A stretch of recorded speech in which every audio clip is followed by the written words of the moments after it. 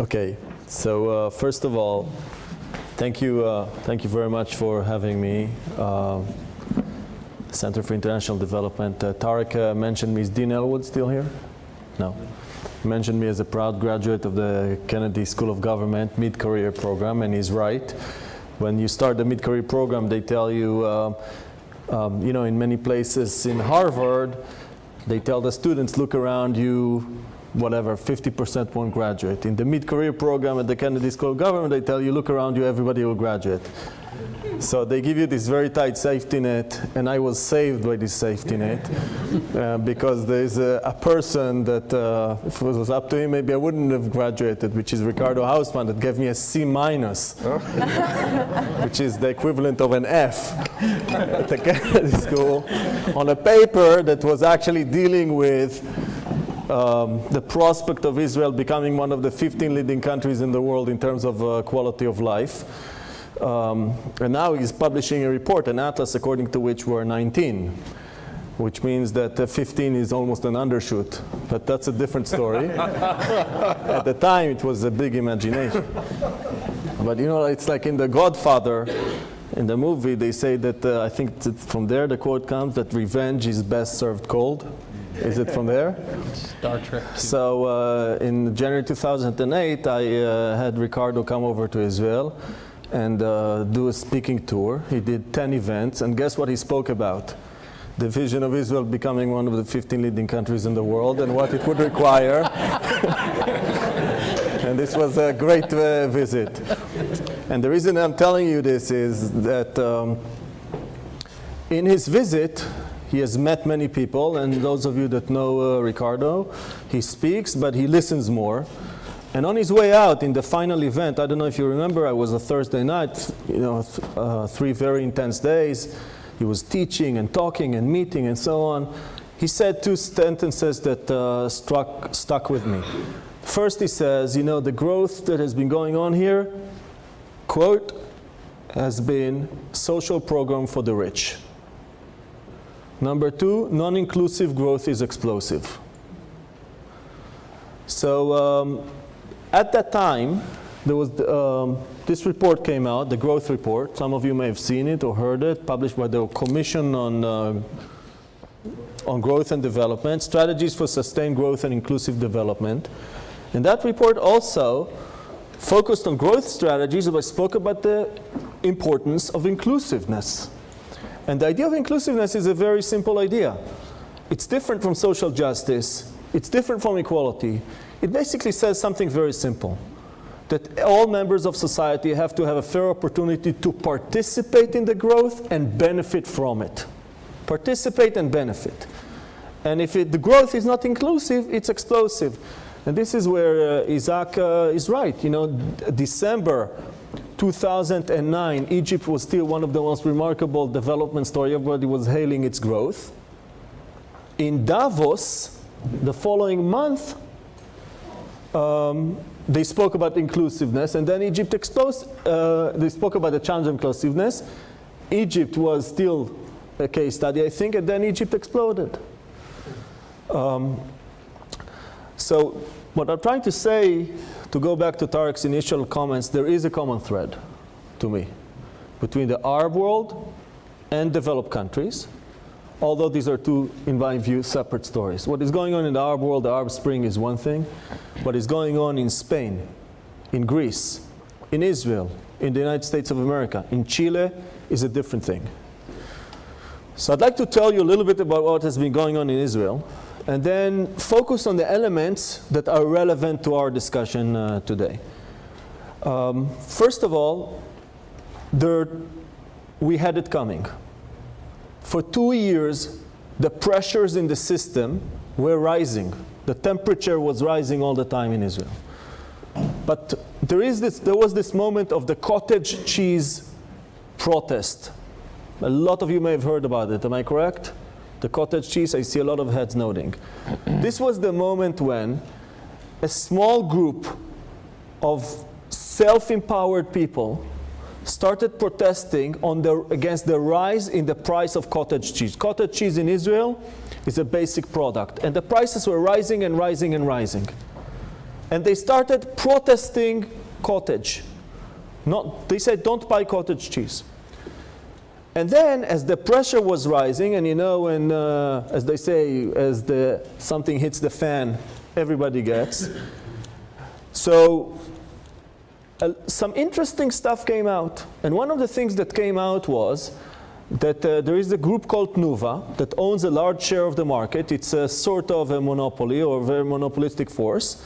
And they ordered a report. They asked for a group and consulting firm, McKinsey, to write a report about this market. And McKinsey wrote them a report that there is, but of course, inflexible demand. It's a basic product. And they could drive prices. And they started driving prices up. And what happened, and this is where I'm connecting with you, Tarek, was a moment of grand awakening in the Israeli public. Before that, people were upset with this very amorphous concept called the price. The prices are rising. The forces of demand and supply, this invisible hand is changing the way we consume. And then they were upset about the vendor. They would say, hey, this guy is expensive. But suddenly they realized that there is a person, and that person has a name. It happened to be a she, and she has a photo. And this whole thing became personified. People understood that there is a person out there that is in the position to drive prices and to take away their cream. And this was the grand awakening. And this is why the cottage cheese protest was a critical moment en route to the explosion that we saw. This happened in the spring to the explosion that we saw in the summer. And if you look at the Israeli market, there are a number of places where groups have been able to corner the market and drive, basically their business plan is take from the many and give to the very few. And they're able to execute it effectively. So this was the moment of awakening leading to the massive protest, 450,000 people in the street. This is the equivalent of 22 million people here in America. In the housing context, 3,800 tents in 79 locations around the country of people protesting. But another thing that happened is that a lot of groups, there was a confluence of groups. The parents went against the cost of raising children. Then there was the housing. Then there was the food. Then there was the bus and the public transportation. And all of these things suddenly converge, all these little streams converge to this huge river of protest. And when you look at it, in my view at least, this is the end of an economic and social period in Israel. You could say that that our history, since the beginning, has been a hybrid of private initiative, market capitalism, and socialist values. And we've been sort of swinging back and forth between these ideas. I won't walk you through the history, but between the 1950s and 1970s, the approach was much more socialist, big government, and so on. The political party that led this imploded in the mid-1970s, and then we had a 1 decade of transition from the mid-70s to the mid-80s, which we call the lost decade. In 1985, we reached this new social contract, a new deal in Israel, which basically says privatization, expose the market to competition, shrink government, and so on. And then the pendulum swings to the other side. So what do we have now? Now we have a system where the philosophy that growth and wealth will trickle down has proven to be untrue. There was no trickle down of growth. And that was the deal. Our Prime Minister Netanyahu, that one of the most vocal speakers about this philosophy, he loved to give this metaphor. He would say to people, imagine that you are in a car. So you could be the first car in a traffic light, second car, third car, fourth car, fifth car. Everybody eventually goes through the traffic light. In other words, growth will get to everybody. In truth, it didn't. Poverty expanded, number of families at risk expanded, and so on, gaps increased. So when you ask yourself, what are the reasons that drove us to this situation? I would suggest to you that there are a few reasons that are uniquely Israeli. We have a defense burden. We have some sectors that are very powerful. We have a certain structure of the labor unions and so on. But at the same time, we share the drivers of this crisis with other countries, and primarily captured by the word globalization. And to me, globalization is driving the crisis, the social crisis and economic crisis in Israel in the same way it's probably doing in other countries. First and foremost, dramatic rewards to the people that are able to play the global game. They become super empowered individuals. First of all, they're fully mobile. They don't like it, they can leave. Number two, their money is totally mobile. Number three, they have enough money to buy government. What I mean by buying government is to hire the lobbyists, to hire the law firms, to hire the accountants, tax planning and so on. And in Israel, most or many of the senior civil servants end up working for them. So there is this revolving door between government and these business people. So this is number one. And I think in this sense, this is probably the same in Greece and Spain and in Egypt too, Correct. and so on. Second element here is the issue of the marginalization of the unskilled people. And in growing and dramatically growing sense. In other words, let's say my parents went to school, went to university, served them a lifetime. Today, a secretary that doesn't replenish his or her skills within 5 years, unemployable. The secretary, the most junior position in the system. So there are tremendous pressures on people to learn new things and to keep their skills relevant. And people that are unable to keep with the pace of progress are being marginalized. And the numbers are growing. Today in Israel, I heard, and I'm saying this in the presence of Dr. Udi Nissan, who was the head of the budget department in the Israeli government, 50%, I think, of the Israeli households are not eligible for taxes. Am I correct? They don't pay taxes. So the tax base in Israel is just 50%. And this is probably another global phenomenon. Third, I'm sorry, at some point I'm going to just make it fly with my hand. Third, is the issue of the failure of government to cope with the change in the nature of change.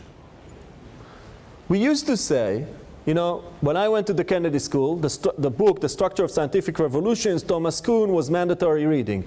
And it introduced the concept of paradigm shift. In other words, there was a paradigm or a strategy and it got eroded over time. And then there was this period of confusion and then a new paradigm and the whole process started again. This used to take centuries and then generations and then decades and then years. But today, it's very difficult to speak about a paradigm. The consolidation of a paradigm. The world looks like this, right? Now, this is a process that dramatically enhances the needs for constructive destruction. And which sector is adapt to constructive destruction? The business sector. This is why the business sector is rising wherever you look. Which sector is least capable to deal with this? It's government. So government is behind the curve structurally. This is not a local issue. And that's why I see a common denominator. By the way, look at Belgium, 2 years without a government. By the way, performing at the average level of other developed countries. Which tells you a little bit about how...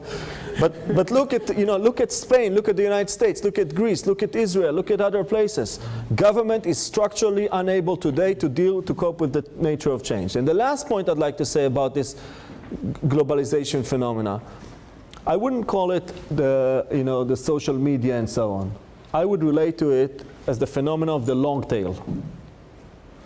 The idea of a long tail says, everybody knows? No? Okay. The idea of the long tail says, think for example, political contributions. There are a few people that could give a lot of money. But there are many people that could give a little money, right? So the curve of how much you can give looks like this. In the past, when all of this required personal touch, the politicians focused on the few people that could give them a lot of money. The Obama revolution in campaign financing says he went for the long tail. He went for a lot of people that could give him a little money. Today, the idea of long tail applies also to politics. If in the past, in order to participate, you had to be, let's say, a party member to be very active, today you can participate with much more minor things. You can just press like on Facebook. And that's enough. It's a very small level of political participation, but it's political participation. So suddenly, many, many more people are stepping onto the playing field. And they're able to participate politically. By the way, this is also a huge opportunity, because there's also long tail in leadership, which means if we can give all these people leadership opportunities, then we're tapping into a massive power of society. So there is also a positive aspect to it. So these are, where I see the issue of globalization. Now, what does it mean today when all of this erupted? Three thoughts about Israel. Number one, the government appointed a committee led by Professor Manuel Trachtenberg, really, in my view, one of the most remarkable civil servants, academic, top person. Harvard, yes, of course. And Latin American. From Argentina. Now, the committee had the bandwidth, the carrying capacity of the committee was limited. So it was overburdened by issues of yesterday. Dealing with the issues of the issues of yesterday, which are the problems that the protest brings forward today. But what about the issues of tomorrow? Where is the dealing with the challenges of tomorrow? And these are absent. The governments today have very little capacity to deal with tomorrow's problems because they're overloaded by yesterday's issues that are exploding now. Point number one. Point number two, you look at the you look at where the focus of policy has been.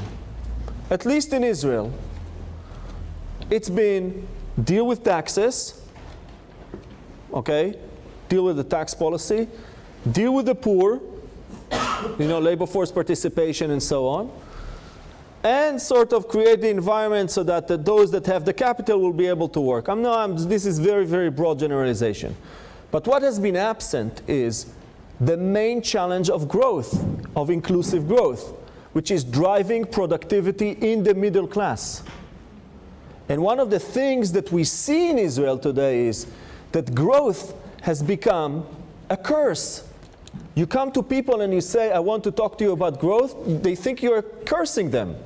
Why? Because growth was working against them. Growth was someone else's business. So today we need to re-legitimize the discussion and the discourse of growth with the public. And the only way to do that is to ensure that growth is inclusive, which goes back to the idea of inclusiveness. And the last point I'll say, and this is in the presence, of course, of Ricardo and the Center for International Development, is that I think that the biggest challenge of the world today, developed countries and developing countries separately, is to figure out inclusiveness. How do we ensure that people are able to participate in growth and benefit from it, and everybody? So this, this growth report, to me, is one side of the coin. Now we need to write the other side of the coin, which is the report on inclusiveness. So I'll say two things. First of all, I'm from Egypt. Second thing is that people who are from Egypt are the worst people to keep time for anything on earth. So we only have about 25 minutes left. How much? 30 minutes. Okay, great. So this point about inclusiveness, I want to come to Florencia and see if perhaps you agree, if this is part of what's underpinning what's happening in Chile. I actually very much agree, but let me get there. First of all, thank you very much for the invitation. It's really an honor to be here. And I'm going to start arguing that the grievances that are in the root of these processes, of these protests, are not the same across the world. And then I'm going to end saying that they are, and I'm going to actually talk about inclusiveness precisely. So let me first systematize common sense. What are the causes given for this worldwide wave of protest, right? First of all, the Great Recession, right? Economic strain, unemployment. However, as we know, many countries in the world are not experiencing, such increases in unemployment, and many of them are even growing. And my native Chile comes as a point in case here, right? So this is unlikely to be the source for a common process. Second, commonly given a reason for a worldwide or at least a cross-country wave is very much related to recession, and it has to do with austerity measures, welfare state retrenchment, right? And Spain and Greece and the cases in point there. Again, this is certainly not widespread. Third reason, very much related to the former two, has to do with the increased awareness about the incompetence or corruption of political and economic leaders. Many people have claimed that citizens are all of a sudden aware. But first of all, many of the regimes that are accused have been in power for a very long time. Secondly, people have been aware of these problems for a long time. So this statement just begs the question, why is that we're experiencing a worldwide phenomenon? The fourth reason that I've seen in many debates it's quite different from the former three and has to do with the emergence of a new middle class, right? That kind of resonates. And that my native Latin America comes in handy again because of the growth, tentative, but growth nonetheless in many countries. So after the 1980s crisis, many people have left poverty and now has joined the ranks of the middle class, and there is this revolution of rising expectations that gives rise to new demands, right? This cannot be the case if we think of a global phenomenon again, or to be more precise, I'm trying to think about a homogeneous phenomenon, not only global but homogeneous, because the problem is precisely the opposite in many other countries, including industrialized one. The problem is the middle class has experienced stagnation or decline, right? So what could it be? And as it was mentioned very in a very articulate manner, we go to the universalization of digital media, social media, and such. It is my view that such process has a very important role for reasons that have been mentioned, and for one that hasn't been mentioned, but I think, and just coming back from Chile last week, I think it's very important. Well, first of all, there is a globalization of information, right? As a member of the Kennedy School has said, Stephen Walt, I think he made this point, right? That events and grievances that take place far away are quickly disseminated, right? And that induces contagion and inspiration, and that is very important. There is a formation of a global civil society, empowerment, very important. A third factor that I saw in Chile is that with a cell phone, every participant becomes all of a sudden a human rights watch person, right? And you can witness, you can record if there is harsh treatment, if there is abuse, if there is the use of force by police and such.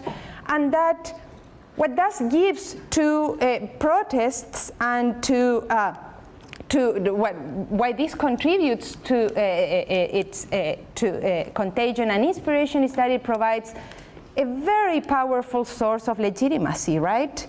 Claims are legitimate if you are facing this enormous repression. So certainly the means, meaning in this case the digital media, plays a very important role to try to understand why this is in spite of the fact that we cannot point yet to a common substantive cause.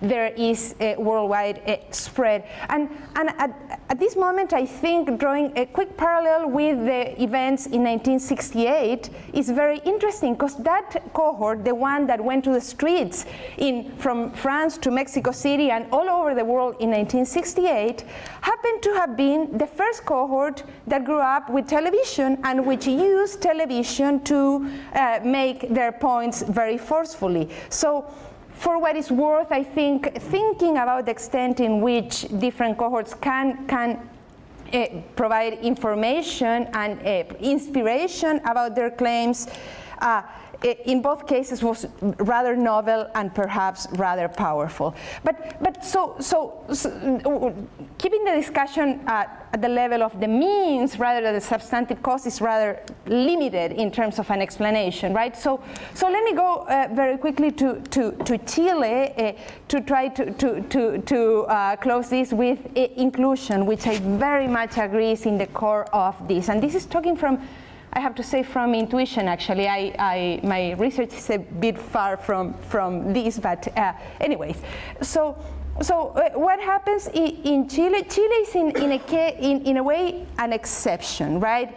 Chile has been doing rather well economically, and the main protests that we are seeing in the media every day today have to do with protests about education, the entire educational system, but particularly higher education. Hundreds of thousands of students in the streets with enormous support from the general population. So this is, I would like to claim, a consequence of economic success in a way, economic growth, and the enormous expansion of education based on privatization, we have to say, has included a large number of people into the higher education system. So 20 years ago, 16% of the relevant cohort, that is young people, were in higher education. Today is about half. 50% of the people are invited into, or putatively invited into the system. 70% of them are first generation in college. Right? So this is, one could claim, if you believe that formal education is good for countries, excellent news. The problem is that education is extremely expensive. Actually, adjusted by a cost of living, higher education in Chile is the most expensive in the world, surpassing both the US and South Korea, which were more expensive before. It's about 40% of GDP per capita, on average, to educate one single person, the tuition, I mean. It's very expensive. Public investment in education is the lowest in the world, 0.5% of the GDP, the lowest. And the level of indebtedness of these people who are accessing the system is, again, the highest in the world, without exception. This is the case in which the cost is very high. This, coupled with the fact that most of these newcomers into the educational system have received a very unequal and low quality education, but particularly unequal. I mean, the elite receives very good education, but most of the newcomers who are not elite receive a very low quality education, makes people and their family feel taken advantage of. In a way, because they are. Because expansion of the system based on private institutions with very little regulation means handsome profits for these institutions, the higher education institutions, and the financial institutions which provide credit loans for these people in under very beneficial terms for the financial institutions. So these kids entering into the system and their families feel taken advantage of because they are really. And the discourse that has been, the way in which the discourse has been framed about this problem is the system, the capitalistic system, the market system is failing and has to be replaced. A very vague accusation about the evils of the system. But when you talk to people one by one, two claims come up time and again. People want protection and people want inclusion. Inclusion into the benefits of a system that they feel that they have not a part into, and protection in the case of Chile, but I think this is very generalized, and I think of Occupy Wall Street, and I think of many other cases, and I see the same protection mostly in the form of regulation against the misuse of economic and political power. So I think to me, these are two key words that explain what might be general about these dynamics that we witness today. The need for inclusion and the need for protection. And this, of course, doesn't mean that this is any easier, but at least it provides, at least looking at my native Chile, a clear agenda about what is possible to be done to address these issues. So let me stop here. Right, thank you. So